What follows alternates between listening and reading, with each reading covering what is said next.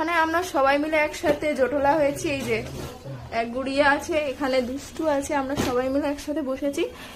মায়ের স্টুডেন্টরা মায়ের অ্যানিভার্সারি সেলিব্রেট করবে, মানে এটা অনেক বড় পাওয়া আমার মায়ের।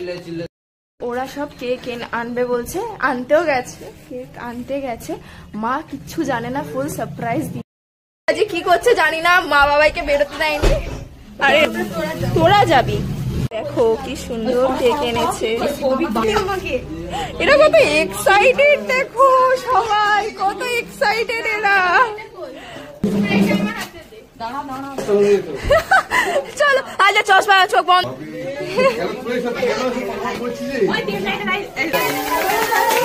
যা যা যা, হ্যাপি অ্যানিভার্সারি।